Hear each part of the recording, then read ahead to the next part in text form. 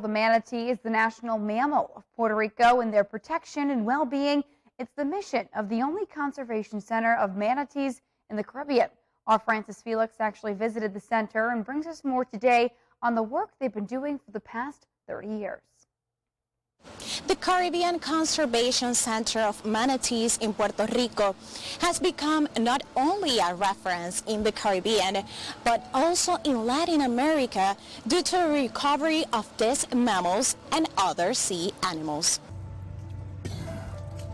The population of manatees in Puerto Rico has been threatened in the past years by human pressure, which has caused a reduction in the number of species on our coast. The center, which is formed and has the financial support of the Caribbean Stranding Network and the Inter-American University of Puerto Rico, has rescue and response programs for stranded animals, rehabilitation, as well as research on population. We have been working with manatee conservation for 30 years in Puerto Rico and Latin America, and basically the rescue program that we have developed in conjunction with the federal government and the state government has given light to the need for manatee conservation.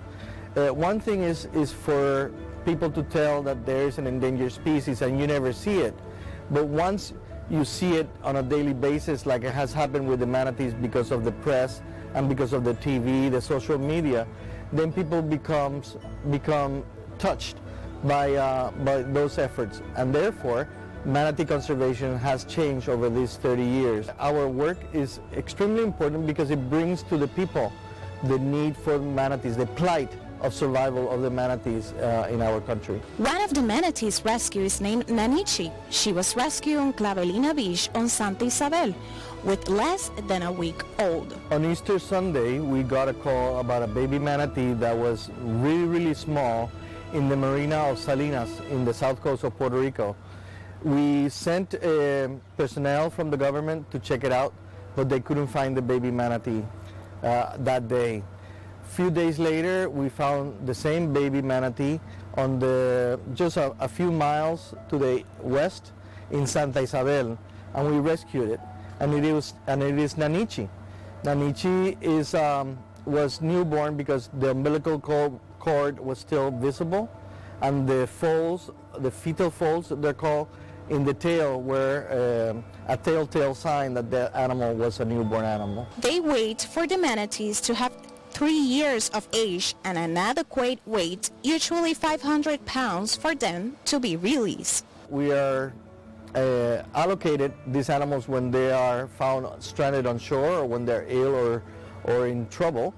And our work is, as a veterinary clinic, is to fix them up, stabilize their condition, treat any disease that they have, and get them ready to be released.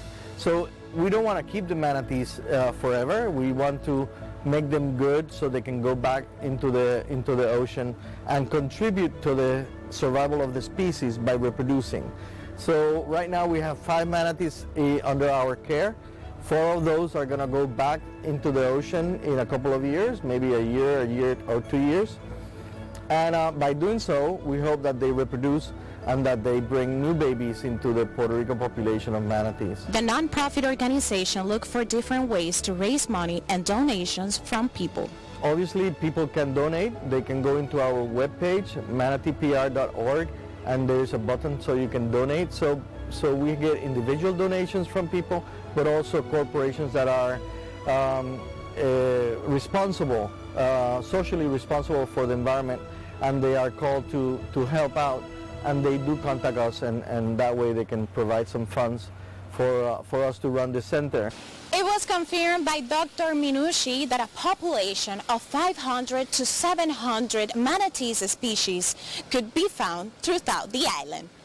Reporting from Bayamón, Puerto Rico, Francis Felix. All right, thanks so much, Francis. So switching gears now, on Tuesday, just off the coast of Cabo Rojo, Puerto Rico, U.S. Customs and Border Protection Air Marine Operations agents confiscated 289 pounds of cocaine on board a vessel. While patrolling the coast, officials attempted to stop a vessel for inspection. While that attempt quickly turned into a pursuit as the boat failed to stop, and 4 men on board then started dumping objects into the water. During the pursuit, marine interdiction agents were able to disable the engines on the vessel, bringing the boat to a stop. The 4 men were ultimately arrested, and 109 bricks of cocaine were found on board, worth an estimated value of $2.7 million. The U.S. Coast Guard Investigative Service took custody of the 4 men and the contraband on board for prosecution and investigation.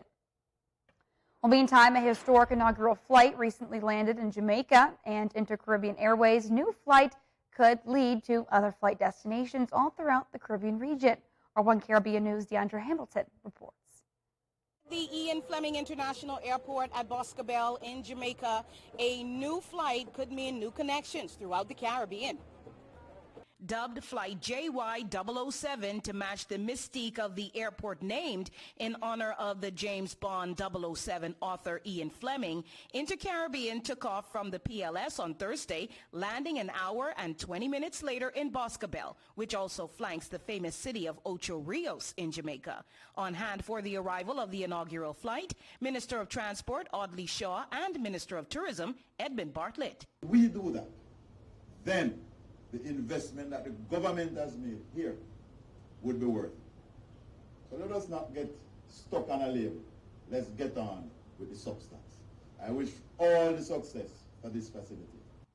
The flight was inspired greatly by Sandals Resorts international mogul, the late Butch Stewart.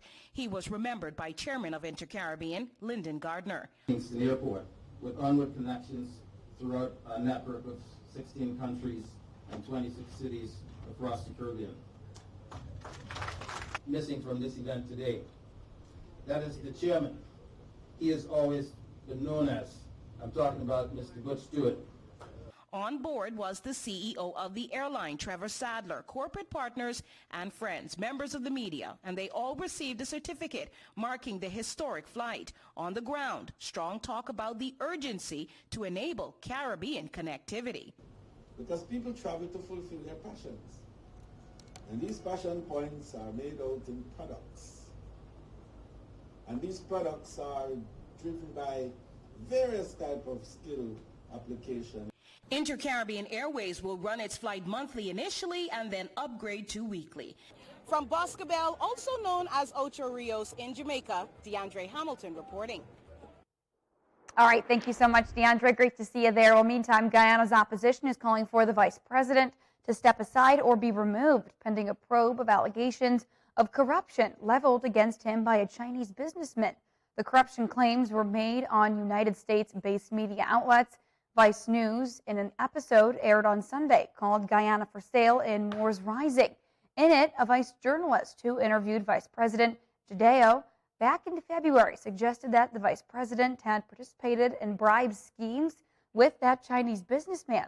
Opposition leader Aubrey Norton said President Irfan Ali and his administration have the opportunity to be on the right side of the law by ensuring the allegations are investigated. To do otherwise is to be accused of complicity with the alleged crimes of bribery and corruption that VP Jack Dewey is being accused of. At a time when Guyana is poised to earn significant income from its oil and gas sector, it is imperative that action be taken to ensure that a good national example is set. Failure to address the allegations against the VP will signal to all in Guyana that bribery and corruption are condoned by the PPP government.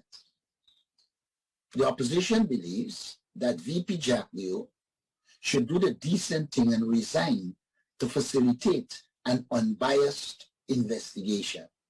Failure to do so should result in the president relieving him of his appointment as vice president and ordering a full investigation into the allegations against him. Norton says the opposition will engage the national international community to force government's hand toward an independent investigation.